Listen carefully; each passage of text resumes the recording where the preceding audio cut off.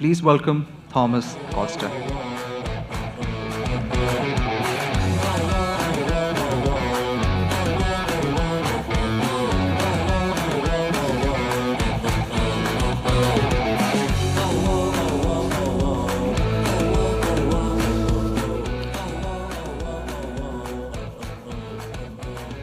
Salam kaise ho? Yeah? Good. Thanks, Abdullah. I think we're at country 81 right now. So it's my first time in Pakistan. And yeah, I know. Have you been to Denmark yet? I'm from Denmark. First time in Pakistan. There's one guy there. Good.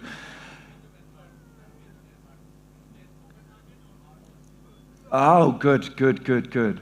So, as Abdullah said, he almost took away half the speech for me, right? Because there wasn't a lot of show of hands here today in terms of purpose, product, etc.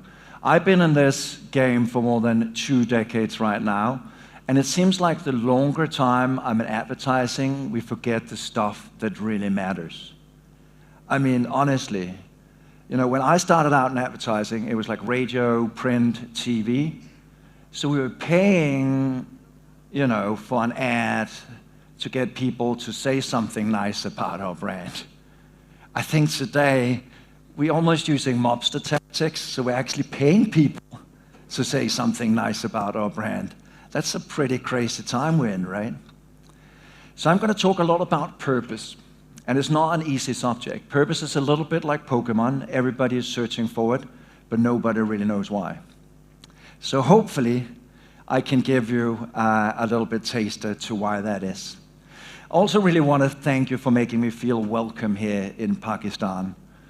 Because when I arrived yesterday, it was rain, sun, rain, sun. So it's exactly like Copenhagen. So thank you so much for that. So where are we at right now in the world of advertising and marketing? I think it kind of looks a little bit like this. With this little goldfish that's sort of stuck in the bowl, it's short-term thinking, chasing sales goals, talking about all these things around automation, influencer marketing, all these things that, yes, short-term might deliver some value, but the thing that got me into the business was building value in the long term, building brands in the long term. And it seemed increasingly difficult, to be honest. And why is that? Why can't we build brands that matter to people anymore? I think there's so many things that's wrong. First of all, I don't know how it is in Pakistan, but at the moment, in most countries, the average CMO sits in his or her seat for 3 years, on average. I don't know what the number is here. It's terrifying, right? Because what happens every time there's a new CMO? Let's do a brand refresh, new agency, all these things. So I think we're sort of stuck in this short-term thinking, and it's so difficult to come out of. So the organizing team gave me one very simple brief. They said, Thomas, don't come to Pakistan with your Western mentality and think that these people in the room aren't brilliant marketeers. That was the brief, okay? So hopefully I can still leave you with something to go home with. So one thing we're going to do now as a little test is, what actually is effective advertising? What is the ingredient in effective advertising? So let's get some answers here. You can shout them out loud. You don't need a microphone. Come on. Effective advertising? Attention. Okay, there's one there. Good, yeah. Mental availability. I think that's what my girlfriend asks me all the time. Mental availability. Thank you. That's a good one. Yeah? Anyone else? Huh? You're all shouting, and then now I can't hear anything. What are you saying, sir? Changes your beliefs. Okay. Effective advertising. But is that the ingredient in effective advertising? Let me give you 3 ingredients, okay? The first one, very, very simple, animals. We know that works, right? Animals in advertising always works, no? Secondly, babies in advertising always works, yeah? No, What really works, and there's like a hint on one of those billboards there that say people buy emotionally and justify their decisions rationally. That's why women are so much smarter than men. Sorry.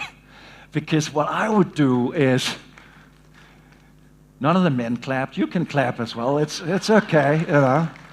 I'll admit it.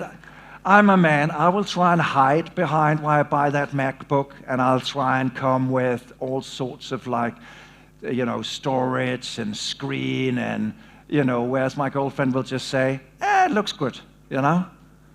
So emotions, emotional advertising works. We shouldn't forget that. That's what drives change. So why am I passionate about purposeful advertising? I can tell you why. Because if you take a campaign like Dove, you cannot ignore a piece of work like this because it talks about something that's bigger than the product. It talks about what beauty is, something that we might actually talk about without getting paid for it. Or take a campaign, I know this is sort of going back in history, but this is still to this day one of the most amazing, most brave campaigns I have seen in my career, United Colors of Benetton. This is an ad, yes. This is an ad that talks about war. We're in a very, very dangerous time right now. Yet it doesn't really necessarily take a point of view, but it talks about the humanity of war. The humanity of war. Ads like that, you cannot ignore. It does something, right? It makes your heart beat faster. And why is this so important? Because we are, as marketeers, in all the time I've been advertising, I think we're at a time where we have absolutely no control. This guy has all the power, right? All the amazing amount of content that we upload on a daily basis. So when we put our marketing hats aside, yes, we are the ones that we need to think about getting talking. Not by paying people, but actually get them to talk about something that matters. I know in Pakistan, brands and consumption is still more aspirational. I know that. They're more aspirational. But how do we actually get to break free from talk about something that matters? Where I'm from, you know, my niece, she calls, when she watches YouTube and she sees an ad, she calls it skip advertising. Because that's what the little thing says, the little arrow, skip advertising. So for the most part, let's be honest, it feels like a 30-second prison sentence, right? You're just actually sitting there waiting for the real content you want to see. So how do we break free from that cycle? Because let's be honest about it, not a lot of us are sitting around this table and talking about the sucking power of a hygiene pad. It's not going to keep the conversation at this table going for very long, is it? So we need to talk about something that really and truly matters to people. So when I started out as a creative at an agency in Copenhagen. And the thing that sparked my journey into creating and crafting brands that are better was the Climate Summit in Copenhagen. This is back in 2009, early days of climate summits. I know today it's kind of like a little bit sad thing to watch that because it's like Friends, nothing really happens, but we keep watching, right? But back then, I had very high expectations of our elected government leaders. Tony Blair, Barack Obama, all these guys were there, but this happened, right? Not a lot. We're used to sleeping politicians by now, that's true, right? So I thought to myself, wait a moment, what can I do as a marketeer to drive change? So that was my first book called Goodvertising. It kind of is in the title, right? Advertising as a force for good. These were early days. Remember, this is a decade back. This was when Unilever and Paul Polman talked about the sustainable living plan. At that time, there wasn't a lot of brands around that talked about purpose. Most were plug-in products. So it was a really powerful differentiator. It was a really easy way to stick out. I was in a mall yesterday here in Karachi, and I saw a brand called Generation.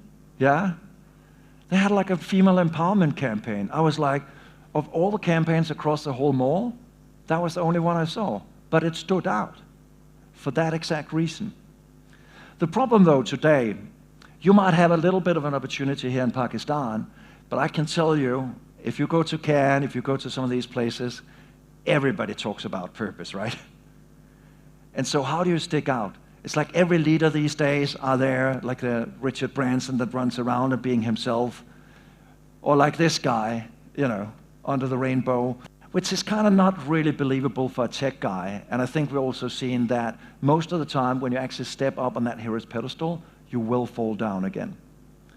So the big question I asked to myself was, with all these brands that talk about purpose, who is actually authentic? Who is authentic? Who has, in fact, created change in my life? Those two are very pivotal questions, and I think we forget to ask ourselves those. What brand have created change in your lives? Do you have any brands that have created change in your lives? Small or big? Positive change? Come on, someone? Shout out a brand. Don't mention your own brand. That's cheap. I know your marketeers, you get paid for it. Please don't say your own brand. Huh? Gym Shot? It's a gym brand, yeah. That's a very good example. You go down there, you pay to hopefully get the exercise, whether you're there or not, yeah. Somebody said Nike, it's been like the physique, yeah. Getting in shape, yeah. Cool. Other brands?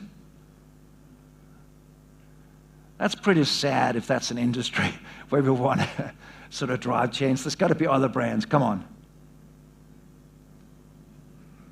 Yeah? The? A Rihanna thing. Okay, yeah, cool, yeah.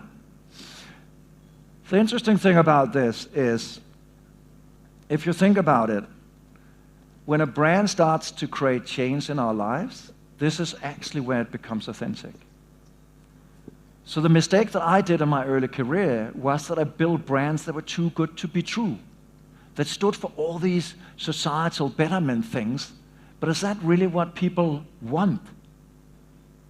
They don't want brands that are heroes, because brands can't be heroes.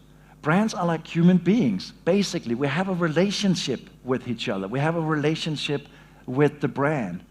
Think about your friends. What are some of your best friends? They're there for you when it's a tough time. They're there for you to stand up, teach you new stuff. You have friends you call for sports. You have friends you call. I'm my mom's IT department. Every time there's something wrong with the iPhone, she will call me. She might even call me when I'm on stage, and then I have to pick it up because else I will get in trouble. So this is exactly the thing. Where do we find these things where your brand matter more? So it's really a move from sort of the Patagonia way of standing up on a pedestal and say, we're in the business to save our home planet. If you think about that, I mean, that is pretty self-congratulating, right? We're in the business to save our home planet. They sell T-shirts. T-shirts to people who love outdoors. I was blinded by that when I wrote the first book because I thought that was the way forward. But then if you take a brand like Hellmann's, and you might not get this, to be honest, because when you're in Pakistan, you get great food. Remember, this is an ad that runs in the UK or the US. So, the idea here is there's more in your fridge than you think, make taste, not waste. So how people in Britain and the US think, they don't know how to cook. So if they open the fridge and look at something, they put mayonnaise on it, and then they can eat it. That's the inside. I know you guys know better, right? Pakistani food is great. But they play a transformative role, right? They teach people how to combat food waste. So what I've always been fascinated about is behavior change. How do we change people's behaviors? Because when you change a behavior, you change a mindset. You anchor that change in people's minds. So I created a new model for building brands. And that model was inspired by psychotherapy and coaching, because those disciplines are goal-oriented. So a lot of you have probably heard that Simon Sinek, why are you in the business of doing what you do? Like the brand had to sit on a bench and be philosophical about it. In this journey, I think we forgot that the why we really need to find is who we can help people become. It's about making people healthier, happier, more inspired. It's like a Nike that pushes people towards running further, beating themselves. Those are inherently, and the interesting thing is, the brands that are most valuable. Those are the brands that are the most valuable because they drive change. I don't know if you do you do New Year's resolutions in Pakistan? New Year's resolutions? Every New Year you're like, yeah, I could probably change this thing. Yeah? There's at least one knot there, yeah? Yeah, exactly. It only lasted. You've done well with a month. Mine is 2nd of Jan, it's already gone. I live in Copenhagen. If I say I want to go run more, I open the door and like, nah, it's not going to happen. So, okay, we're going to do a little bit of an experiment just to get to know each other a little bit better. So what I want you to do, think about, so I'm helping you out here. I mean, we're a couple of months away from January, right? So what is the one thing you want to change, okay? And then you're going to shout that out in the room when I count down, okay? Yeah? Okay. 3, 2, 1. Oh, I heard people in Pakistan are the best people in the world, but I didn't know you were that great. There's only 2 people who have something they want to change. Well done on you. I can see why. It's okay. Let's try again. 3, 2, 1. Good. Think, just for a moment, think about all those small changes, all those things that people aspire towards changing. Business was built on that initially. Businesses was built on that, and then they forgot that, and it got diluted along the way. So every category has some of that stuff. You can either be like a Nike guy. I thought I was a Nike runner, but I found out I was not. Because the thing about me, when I go run, I run to relax, to get my mind off all these things. It's not to beat my own time. So I'm actually more of a Puma runner. So think about all the different roles that your brand can be playing. So it's really about moving away from your brand being a hero in the narrative to making all of us the heroes in the narrative and thinking about how we can push people towards that change. And it's an evolution. And I'm not saying that Pakistan is necessarily here. If we think about it, I promise you it's more or less the only sort of marketing school slide today. But, you know, when I grew up in advertising, it was about functional benefits, emotional benefits. Then, when my first book came out, Goodvertising, it was about the social, the difference. If it was a car brand, it might be like a Prius. You're driving a Prius. It was differentiated on sort of my mental performance. But in a world that is so competitive, where everybody claims to have a why and a purpose, what really matters is who you can help people become. Only then it becomes authentic. When Nike have pushed me towards that run on a rainy day in Copenhagen, I've seen the change. It's not empty words, it's not empty promises. So think about how you can become a transformative brand and what transformative brands you actually know. The interesting thing is, as I said earlier with Nike, if you look at the list of some of the most valuable brands in the world, those brands are in essence transformative. And Apple, inspiring creativity. I don't know if you know Lego, it's from my neck of the woods. Again, inspires creativity. When you're a parent, you don't feel bad about giving your kids Lego, right? As a parent, you feel good. And you see the kids are playing, they're having fun. All these things matter. So let me give you one example of a company that does this. It's from South Africa, it's called Discovery. I don't know if you have Discovery here in Pakistan, to be honest, but it's across quite a few markets. Discovery has a very interesting promise. So they don't talk about, we want to be the best healthcare provider in South Africa. They talk about incentivizing people to live healthier. So think about how that is helping both internally and externally, incentivizing people to live healthier. And they have an amazing program called Vitality. So what Vitality does is, it's like a reward program, but let's say that you actually go to that gym a month after, you get rewarded. If you buy fruits and vegetables, you get rewarded. So they help you on that journey towards living healthier. And what I quite often see with brands that sort of beat the purpose drum is that it becomes a two-headed purpose monster, because one head says profit, profit, profit, and the other one says, let's be nice. What Discovery has done so well, those two are integrated. So when they get their customers to be healthier, it's a more profitable business. They have to pay out less in premiums. And the interesting thing as well is that when you encourage people to do something, when you got their back, there's a higher chance that they actually follow through. They might buy your product, they might buy your service. It's so interesting. They did a survey, not by asking people, because let's be honest, every time you ask people about something, we always share the most ideal version of ourselves, right? Let's be honest. But what they did was they tracked through the little health app in the Apple phone. They saw how much people were exercising, and they saw the people who were part of the Vitality program exercised 5 days more per month than those who didn't. So it does drive change, which I think is quite fascinating. So there are other ways as well. This is a campaign from Cannes Lions this year that I really loved. It's about a heavy subject, domestic abuse.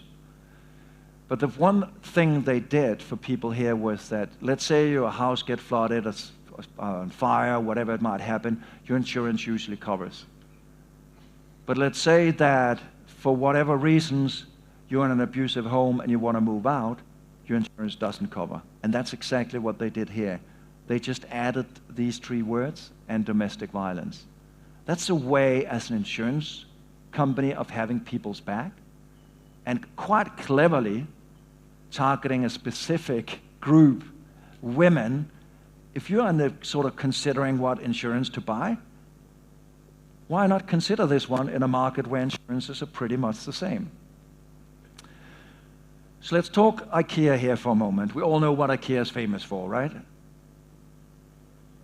Huh? Breaking up couples. It's true. You cannot go into an IKEA Mega Mall without getting into an argument. It's guaranteed. I will tell you, and this is free advice here today, before you marry, just do one thing. Take your loved one into an IKEA store. If you get out of that IKEA store without an argument, go ahead. You will live a long, happy marriage, guarantee. Somebody's clapping for happy marriage. I think we should all clap for happy marriages. No, IKEA is obviously known for a business model that in my part of the world doesn't make any sense at all. So obviously they have these furnitures that you have to put together. Again, excuse me, I'm from a way too affluent country, and when you have money, but you don't have time, how can this business model work? It doesn't make any sense. Why would I spend time on this stuff? It does make sense, because as human beings, there is one thing that is so much in our core: self-realization. We do things, we explore things, we push ourselves because it's fun. It's that little Maslow's hierarchy of need, that top floor. That's what you want to aspire towards. And that's what you can do if you build brands that are more like coaches rather than heroes. And I can tell you, if I, as a guy in Scandinavia, where, let's be honest, men, women, the borders are being blended quite a bit there, so I want to kind of sometimes conquer my old masculine ways and show that I don't have 6 thumbs on my hands. And so obviously, when my partner comes home from work and I put this Billy bookshelf together, I feel like I've accomplished something, right? That sense of accomplishment. And that, I think, is what transformative brands can essentially do. So ask yourself if your brand currently is teaching people something, giving them something extra, learning them something, or are you just plugging products? Are you just transactional, or are you transformational? Ask yourself that. Think about your touch points. So, last little thing I want to talk about is this works. We did a big piece of research with GfK This is in the US before the current administration, but we compared 20 purposeful commercials where the hero, or where the brand is the hero of the narrative. So one example is a Chipotle commercial that talks about farming practices. The other one is the transformative commercials, so where the brand encourages all of us to create change. In this example, it's Dove, a campaign called Reverse Selfie. And then we compared that with a baseline of traditional commercials. The interesting thing is here that people feel better about buying the product, but the one thing that I feel is really interesting because it's double digits, it inspires me to be part of the change. 10% inspires me to be part of the change. That's relational, that's relationship building, that matters. But this is tough, and I'll share this model with you because quite often what happens, as I said, is you run into the hero trap, so you do all this wrong. So when you want to do this stuff, these are the 3 simple steps. Make it life-centric. This is not about sustainability or purpose. This is about things that matters in people's lives. Figure out what matters in people's lives. Secondly, what are the benefits? In this space, price, convenience, quality are still the drivers. How can you translate into that? How can you translate these complicated things into something that delivers that? And action, when and where. Ask yourself, when and where am I most likely to act? It might be in the packaging. You might not need to run a big advertising campaign. So let me show you 2 examples of this, and do take a photo, and you can actually get the whole slide deck as well, so you have all these models that I shared here today.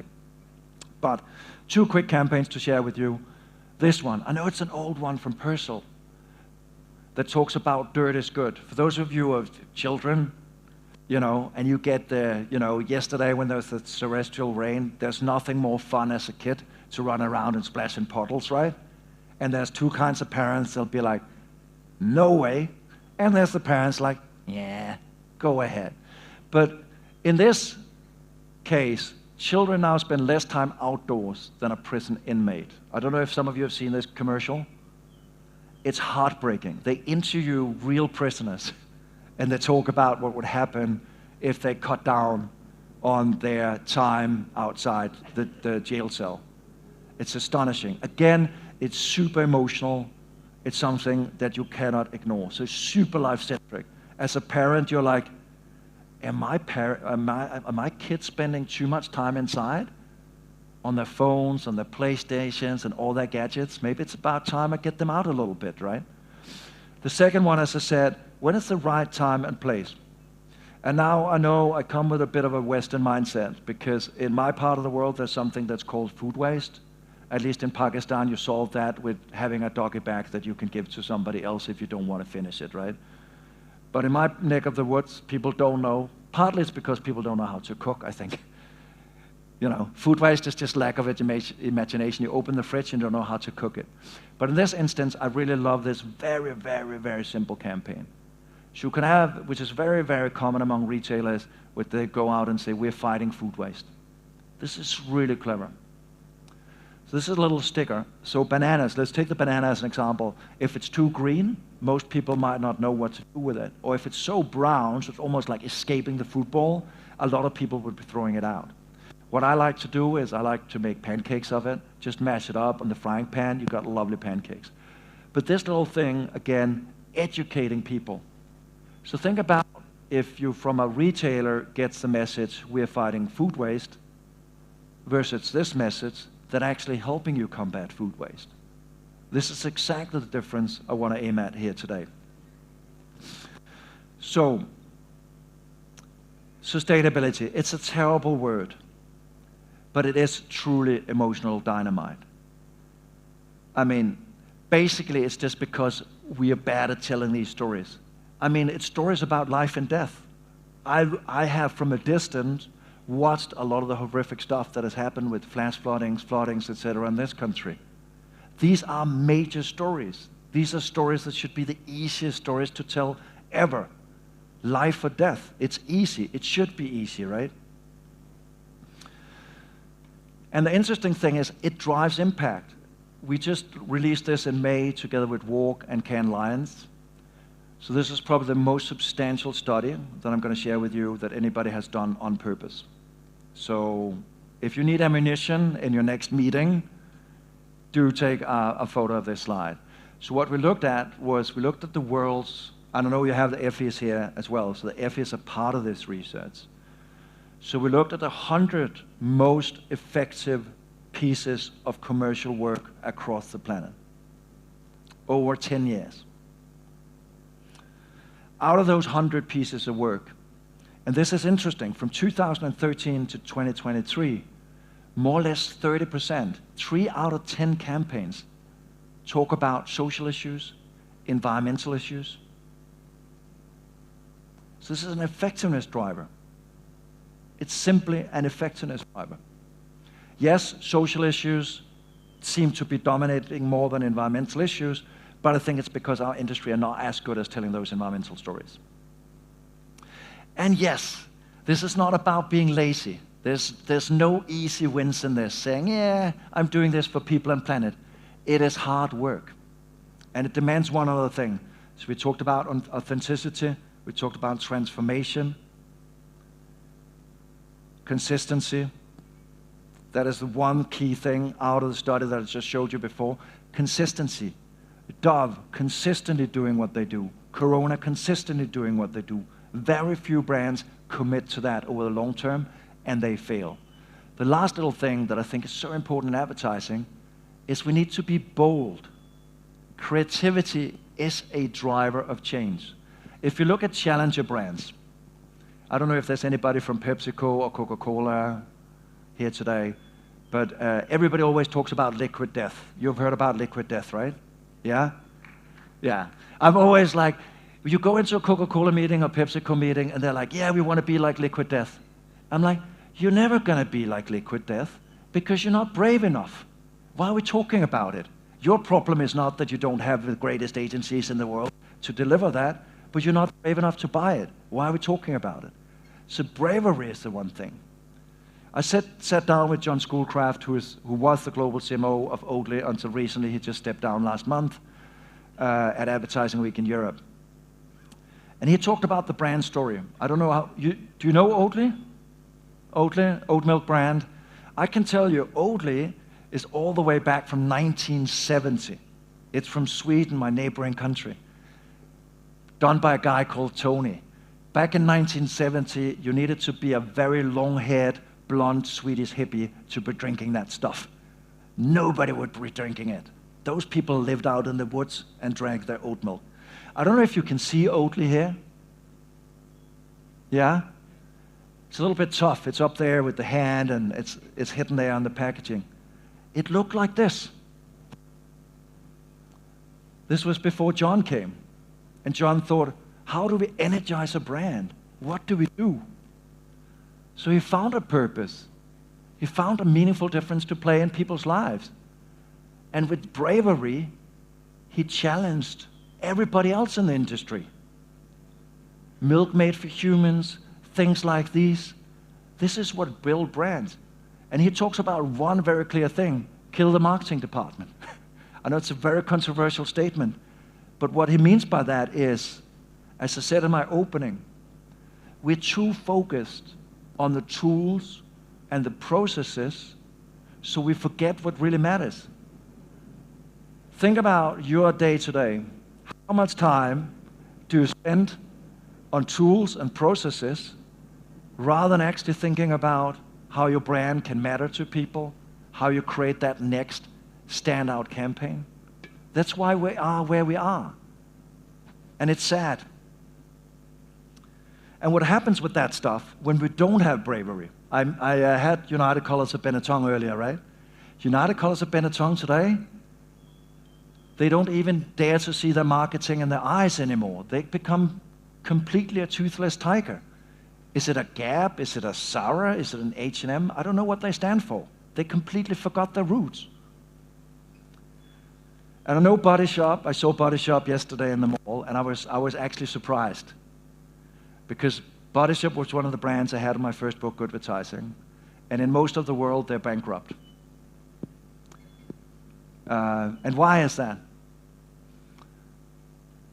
So in most of the world, they're bankrupt because they didn't follow the times. In most places in the UK, US, etc., there's so many other brands that pitch themselves on ethical, natural, etc. So they forgot to push. They became too product-centric. You couldn't tell the difference. I'm sure, I hope there's somebody from Body Shop here today in Pakistan, I'm sure it's probably going to go fine for a couple of years here as well, until those emerging brands come in. So again, consistency, consistency, consistency. So I'm not saying that any of this is easy. Creating change is difficult. And as marketeers, it's difficult. So I thought in the beginning of my journey with Goodvertising that if you wanted to change the world, or the planet, all that stuff, that was the mission you needed to take on. But I think we need to be much more humble about the small changes. So I don't know if any of you have tried to quit smoking ever. Any smokers in the house? Yeah, there's some people nodding, yeah. That's a tough one to beat, right? I mean, your loved ones can tell you to beat the cigarettes. Your doctor can definitely tell you, 7, 10 years off your life might be a good idea. I don't know if you're in Pakistan, you have these pictures of cancer-ridden lungs or ugly teeth, and yeah. You know how ineffective that is? Because people avoid the campaign and they keep smoking. It's the same with climate change campaigns. The world is going under. You're like, what am I going to do? I'm going to take my SUV down to the gas station, right? Can't do anything about it. So the only one who can create that change is in fact you. So think if you want to change the world, it really begins with yourself. So I had 4 messages for you here today. The first one is obviously that, great leadership is judged by the change that you can enable in other people's lives. And that very well goes for the work environment as well. Some of the best creative directors that pushed me to be more creative. You as a brand can do that if you dare to do that. If you dare to push people. If you dare to be a Nike or an Apple. So don't be a hero, turn people into the heroes. Authenticity, consistency, make it life-centric, and think about the exact right time and place you can do this stuff. And lastly, be bold. And that is probably one of the very hardest things to do in advertising, but I think it's probably one of the things that are most needed right now. We need bold leaders. I'm so pleased to be joining you in Pakistan. I do believe in that you can be those next bold leaders. So thank you so much for listening to what I had to say.